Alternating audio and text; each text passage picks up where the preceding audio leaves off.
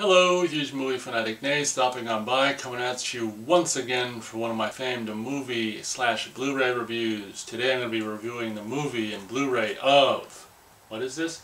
Humanoids from the Deep. Roger Corman executive produced movie that came out in 1980. I had never seen this movie until just like later. It was late winter this year, early spring. Well, yeah, it was like late winter, mid to late winter. I was doing a lot of streaming just online of stuff for free. It's funny because I was thinking, like when I say streaming and then I say online, well obviously it's like online if you're streaming or whatever, but I don't know, just those words kind of come together. But I was originally streamed this late winter this year and saw it for the first time that way, and kind of liked it and kind of didn't, and just recently I came across the Blu-ray for $10 and I'm like, you know what, I think I liked it enough to own it on Blu-ray for $10, and having just watched it, probably seen it for the second time and the first time on this Blu-ray, I'm just like, I don't know if I don't know if I should have bought it.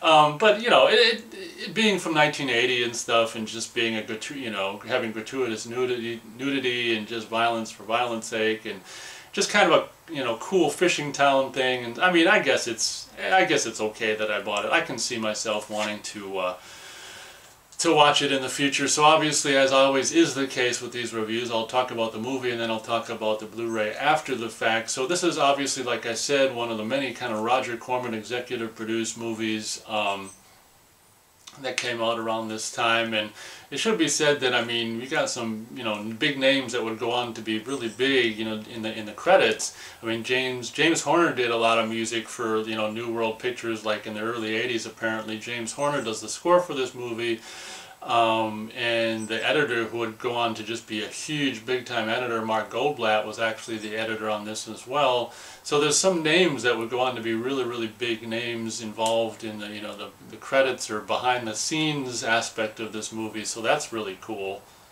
So this movie basically takes place in this kind of fishing, fishing town or whatever, that's one of the things I like about it. Just it takes place in this rural, there I said it for the first time correctly, area, fishing kind of town and stuff like that.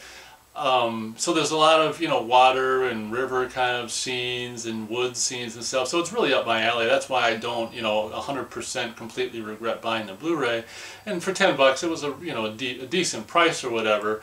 So it basically takes, it's obviously, and what's funny about this movie, I mean it's a 100% nothing but kind of exploitation movie, and what's interesting is they kind of take the 1950s Creature from the Black Lagoon into the 80s, if you will. It's basically, it's kind of almost, you might as well almost call it a remake of Creature from the Black Lagoon, really. And instead of just one creature, it's all kinds of humanoids or creatures. And it should be said, another big name that was involved in making this movie was Rob Bottin, of course, who I think at the time he was making this movie was probably just late teens or early 20s. Because I know he did work on Piranha in '78. I think it was like 17 or 18 years old when he was working on that. So he's probably like 19 or 20 when he was working on this. But I mean the gore, and I guess he did the like a suit design and construction for the Humanoids, and the gore I think he did as well possibly. And it's just like, oh my God. I mean obviously like the TNA and the gore and stuff are the highlights of this movie. But I will say that, I mean in the making of that's on the Blu-ray, when you see the scenes and clips of the movie, it looks really fun. But when you kind of watch the movie as a whole, it's just like, as much as we all love TNA and gore, you almost, let's face it, you need more than that to sustain a movie, even if it's only 81 or 82 minutes long. But the basic premise is, like I say, Creature from the Black Lagoon remake, except for instead of being like in the Amazon or whatever, it's just some fishing town or whatever. At the beginning of the movie there's some kind of event, kind of a cool scene where a humanoid gets trapped in a net, and because of this kid being clumsy and dropping the gas can, like the ship blows up, and then later on, like, characters, these humanoids come out of the ocean or whatever, and later on characters, like a lot of the guys' dogs on the fishing docks and stuff will all be like just killed and like gutted and all this stuff. And this one Native American guy's dogs didn't die that night, but ends up dying like the next day or later on or something. So the beginning of the movie is with, like, you know, this one event explode. You know, in the beginning of the movie is this humanoid gets caught in the net, and then later on people's dogs end up dying, and it's just like, what the hell's going on? So as I said, there's a, you know, pretty decent amount of, you know, T and A, or, well, there's really not a lot of A. There's a nice, decent amount of T in this movie, and, you know, one of these couples is a guy and girl couple on the beach or whatever, and, you know, they're swimming or whatever, and actually, you know, I guess she doesn't become topless really until the creature. To me, like, when a monster in a monster movie rips off a woman's top, it's really not attractive because she's in peril at the time, and I'm not a sadist or any kind of a psycho where I, you know, like to see, you know, women who are running from their lives get their clothes ripped off. So it's really, you know, not, for me, if a woman gets her top ripped off in a scene like that, it's almost like it doesn't happen. It's not enjoyable, because it's like, it's not a sexy scene. It's like she's, even though it's all fake BS, it's like her character is, you know, in, like I say, in peril. She's not exactly in the mood, you know. So it's kind of, I mean, that's almost the ultimate exploitation scene where a monster, you know, obviously they couldn't do that in the 50s. I'm sure they would have if they could have. But, you know, when a monster rips off a woman's top, it's just, let's face it, it's not sexy. It's almost the exact opposite. It's just like, oh my God, talk about exploitation, you know, crap. So what basically happens is, I don't know, this guy, you know, they're swimming in the ocean or whatever, and this guy's playing hide and seek or whatever, and he disappears, and she ends up finding him moments later, and he's like slouched over in the water. In reality, like, he wouldn't be like that if he's dead. He'd just be in the water, but whatever. And she grabs him and turns him, you know, towards her, and the great, absolutely great gore effects by presumably Rob Bottin as the guy's like, face goes towards her, and this one side of his face is like completely gored up, and it's like, ah! The gore is so top notch in that moment, and, you know, she's just sent running towards shore or whatever, and a humanoid monster creature like grabs her and rips her top off, and I think, you know, kind of gets down on top of her. So basically what happens in this movie a couple times, I mean, luckily they don't like hold on it for very long. We just kind of get the idea and then they cut away. But basically what happens in this movie is, you know, dogs and men are killed and the women are raped. I mean, like I say, I mean, if they could have done this in the 50s with Creature from the Black Lagoon, they probably would have. I mean, let's face it, I mean, the way that movie plays by the monster kidnapping the hot, you know, the hot-ass attractive woman, I mean, basically saying the same thing, you know, like he's going to screw her without saying it directly or whatever. But yeah, so that's the basic plot point, or the basic premise of this movie is these humanoids from the deep are horny. They're out to reproduce, and not with other fish. They want land women, man. Yeah, well, I was just reading my notes here, of course, and I was just reminded of this scene, which of course is another just gratuitous, you know, TNA scene sake for TNA sake. What the hell am I saying? It's a TNA scene for TNA scene sake, and I will say that the woman in this tent, oh my gosh, I mean, her audition was probably just walk in the room and take off your clothes, because that's exactly what she does in this movie. I'm not sure she really has any lines. If she does, it's not very many, but wow, when she this woman with this guy in the tent, when she takes off her clothes, wow, that's all I can say. But the scene starts in a really, really funny way where they're talking about, like, you know, take off your clothes. The guy's like, take it off, and she's like, well, you first or whatever, and, you know, show me the head. And you're thinking, you know, oh my gosh, he wants to see the tip of his you know what. And then you cut to the shot of this ventriloquist dummy, like, I don't know, was his eyes sticking out of something like a backpack or something. And so this guy with a ventriloquist dummy is like seducing this woman with the dummy, like speaking for it, and it's just the most, you know, this is probably worth the $10 just in itself. Like, who the fuck thinks of this shit? But he's like, how about it, you know, I'm paraphrasing, how about it, honey, why don't you take it all off? And, you know, this woman gets naked because this guy's ventriloquist dummy is telling her to do so. It's just, it's the most, this is what I love about these kind of movies, like, it's probably just the most, just random, off the wall, off the cuff, whatever the hell you want to call it, part of this movie where Yeah, let's take the ventriloquist dummy on a date, because usually when I leave it behind, I don't get lucky as often as when I bring it along. So, oh my gosh, you know, makes you want to get a ventriloquist dummy. What can I say? But you know, the guy's dummy is obviously better at wooing the women than he is. So he tucks this babe right out of her clothes, and like I say, oh my gosh, she's got quite the bod on her. But instantly, right after she's naked, of course, you know, a monster shreds the tent and, you know, cuts the guy's back open. I think the guy dies, and the woman runs out naked onto the beach. And what's really weird is I think the woman who's running naked on the beach and gets, you know, attacked and, you know, starts to get raped by the humanoid is a different woman, it looks like, I think. So that could very well be the case. But the girl in the tent, well, even the other woman is, you know, I wouldn't turn, but anyway. The girl in the tent is like, oh mama.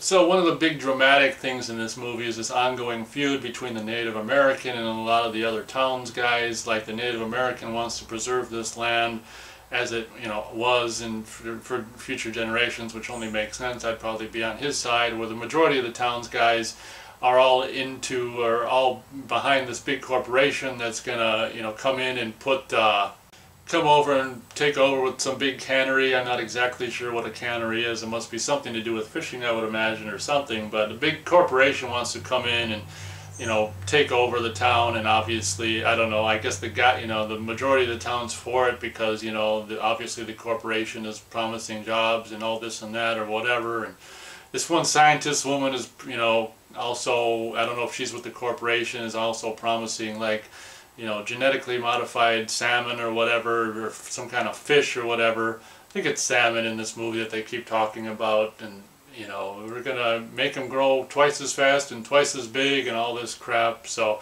there's this ongoing feud. It's one of the kind of the bigger plot points of this movie as it goes on between the Native American and the other guys, where the other guys, you know, want to kill or, you know, get the Native American the hell out of there, and because the Native American's actually going to take legal action against these guys to slow everything down. And so it's just like, oh my god, there's a little infighting that way, like throughout the course of the, I don't know, the first part of the movie. Yeah, I'd say the first half of the movie or whatever is kind of a lot just that, interspersed with random, just, you know, TNA killings and rapings of women. I mean, let's face it, this is just made exploitation, you know, just, it doesn't pretend to be anything else, let's face it. It knows what it is. It's just doing TNA and monster mayhem and just throwing whatever kind of loose, weak plot they can think of to throw in there to kind of pad the thing, you know, in between TNA scenes and killings. So I don't know if it's, you know, halfway point or something like that. Obviously the monsters become known to the town or whatever, and all kinds of, I don't even remember. I just watched this yesterday. I don't even remember. I mean, I think obviously sometime, you know, I think sometimes some of the main characters or someone encounter maybe dead monsters or so. I know they go to some island and find like dead monsters, and then they shoot some monsters, and, you know, they actually rescue one of these women who was, you know, attacked and raped by the monster and bring her back. So, you know, halfway through the movie they know of these monsters' existence, and there's some kind of, once again, I'm not good at necessarily getting all of the plot points, you know, through expository dialogue or whatever, but there's some kind of attempt at an explanation, like, you know, they're experimenting with salmon or whatever, genetically modifying salmon, sending them out into the ocean, and some other, you know, some other dino fish or something ate them, and it, you know, because of what they did to the salmon that these dino fish ate, it just, you know, just sped up the evolution like a bazillion times, and all of a sudden these dino fish that maybe would have evolved into these creatures, you know, in millions of years, just did it in a week or whatever. From what I can understand, that's what's, you know, the cause of the humanoids from the deep. And then because they just evolved from little tadpoles into, you know, humanoid creatures so quickly, you know, they don't want to screw other fish, they just want to screw land women. So, you know, I mean, for a movie like this, that ought to be good enough an explanation as any. So in the last, what I'd probably call the last third of this movie, of course, just like with Piranha, the movie Piranha that I reviewed, the original movie from '78, the end of the movie kind of takes place at this fair thing, you know, this fair on the dock or on the pier or whatever kind of thing, and where they can just have plethoras and plethoras of people to be killed all at once and stuff. And what's really cool about this movie is in this scene, this one chick from, I'm a big huge fan of the movie Graduation Day, and this chick who was one of the teen, high school kids from Graduation Day, she was the jogger who got killed, is actually in this movie, and we actually get to see her tatas. And again, it's in a way that's not exactly attractive because she's running for her life or whatever. I can't even remember. I would imagine a monster tears her top off, otherwise why would it come off? But she plays very briefly towards the end of the movie just this, like, beauty queen or whatever on a radio station. What's so funny is, why would you have a beauty queen on a radio program? It makes kind of no sense at all. But she's there also live, obviously, for the fairgoers and stuff. But she makes a brief appearance, and then we get to see, unlike Graduation Day, we get to see her tatas. And it's always fun to see, characters from other B-movies and other B-movies. Like, I just kind of figured she was probably just in Graduation Day and nothing else. But it seems to me, I was watching other stuff this winter online and stuff, and she was in something else as well. So she must have obviously got around more than I, would originally have thought she would have. So obviously the last, 15-20 minutes of this movie is kind of the, massacre at the town fair or whatever. Then the main character's wife is at home taking a shower with her kid, and she's attacked, on separate, at the same time by a separate monster or whatever. And let's face it, it's the same thing like I said in my review of Piranha. Like, when you have more than one, monster thing, for me, it gets to just be like when you're just cutting all over the place to all kinds of monsters attacking all kinds of different people. For me, it gets to very quickly become overload, sensory overload, That's why I'm much more, interested in just one creature, one antagonist, versus just a plethora of them attacking a plethora of people at the same time. Obviously, Roger Corman must think people like this because they keep making movies like this where it's just, big kind of melee, massacre, if you will, or whatever. But it tends to generally not be my forte. So that's the end of this movie. Like I say, the last 15 or 20 minutes is just this massacre at the fair, or this humanoids from the deep massacre at this fair or whatever. And what's really funny is one of the main character women will like dump gas onto the water and kind of the pier, area, the boat area, and just light it on fire. And it's kind of like, I don't even know what the hell that was supposed to have done, like boiled them out of the water so they can kill them on land. It's kind of like, I don't know, it's kind of like cool visually for the movie, but I don't really know if it did anything practically to serve like any kind of practical purpose in the movie other than just being like, ooh, we lit the water on fire. So obviously it's just some it's just melee mayhem with monsters just killing people, and obviously they end up killing the monsters, and all's well ends well the next morning or whatever, and then the movie ends with cutting in the hospital to this girl that was, her boyfriend was killed and his side of his face was ripped off, and she was raped and rescued from the island. And well, she looks like she's going to be having a baby, and it looks like it's going normally until it comes out of her stomach, and just cut to black. That's the end of the movie. So it's just your, I don't know, it's like 50s B movie made in the 1980. It's so I guess it's got a little bit going for it, Like I said, it doesn't have any, delusions about what it is. It knows exactly what kind of movie it is, and, I kind of just enjoy the fact, I think that what I enjoy most about it is just the fish town atmosphere, fishery town atmosphere, and just the vehicles and the fashions from 1980 and stuff like that. Obviously, a lot of the the toplessness occurs when women are being attacked. So like I said, that's really not fun toplessness for me.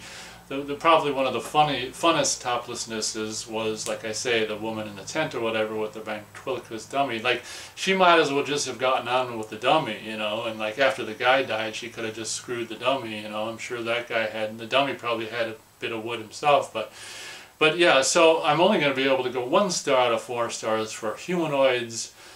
Is it From the Deep? Humanoids what? From the Deep. Part regret buying the Blu-ray, part don't. So it's one of those things like, well, I definitely would have regretted it for $20, let's put it that way. The $10 price tag made it much more forgivable.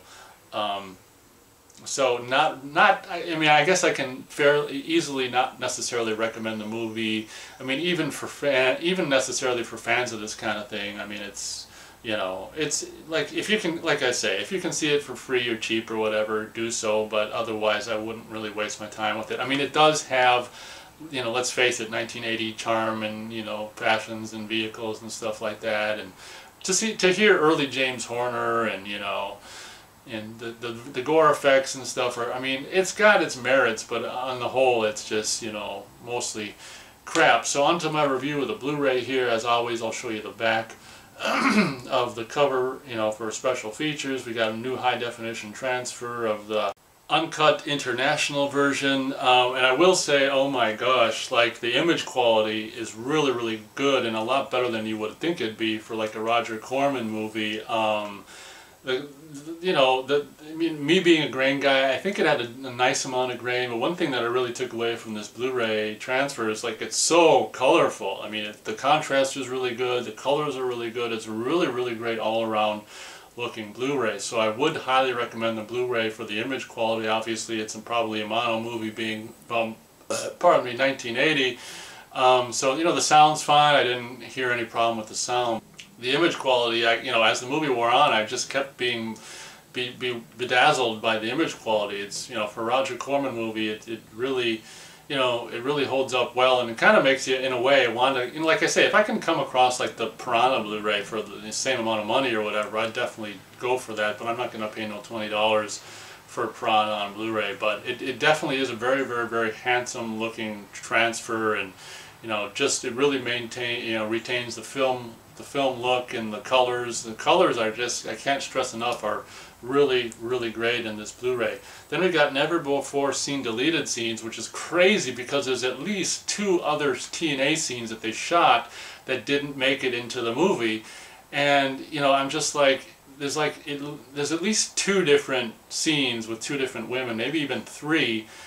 And it's just like, why shoot these scenes and not put them into the movie? It's like they're no worse than anything else in the movie.